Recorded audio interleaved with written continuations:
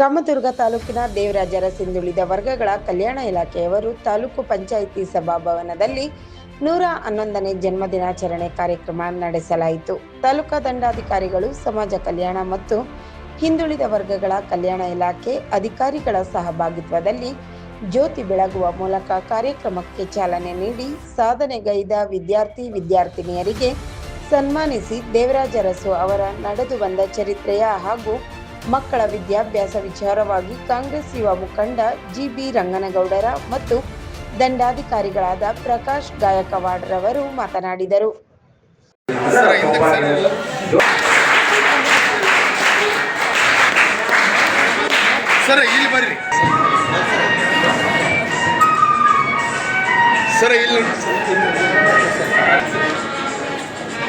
Okay sir.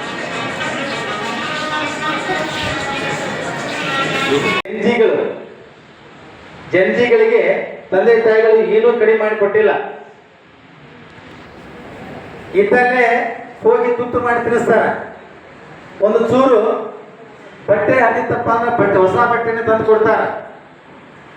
ಇವತ್ತ ಮೊದಲಿದ್ದಂತ ಸವಲತ್ತು ಇಲ್ಲ. ನಾ ಕಂಡಂತೆ 80ರ ದಶಕದೊಳಗೆ ನಾವು ಜನಿಸಿದ್ವಿ.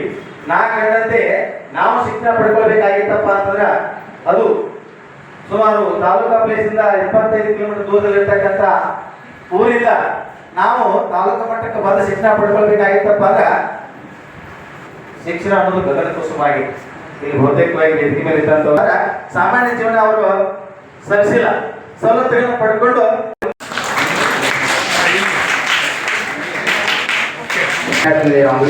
ಪ್ರಥಮ ಸ್ಥಾನವನ್ನು ಅಲಂಕರಿಸಿದ್ದಾರೆ. ಶ್ರೀದೇವಿ ತನು ದುರ್ಗಣ್ಣವರ್, ಮೇಲ್ನೆಮ ಕೋಳಿ, ನೇತ್ರಾವತಿ ಗುಂಡನವರ್, ನಿಖಿತಾ ರಮಾನಿ, ಸಿಂಚನಾ ವಟ್ಟರ್ ಹಳ್ಳಿ, ಗುಜರಾತ್ ಗುರ್ಲಿಕಟ್ಟಿ, ವೇದಾ ಗೌರುಜಿ, ಸುಧಾ ಬಂಜಿ, ಅಶ್ವಿನಿ ಕಟ್ಟಿ, ಪಲ್ಲವಿ ಬೆಳಗ್ಗೆ. ಓಕೆ.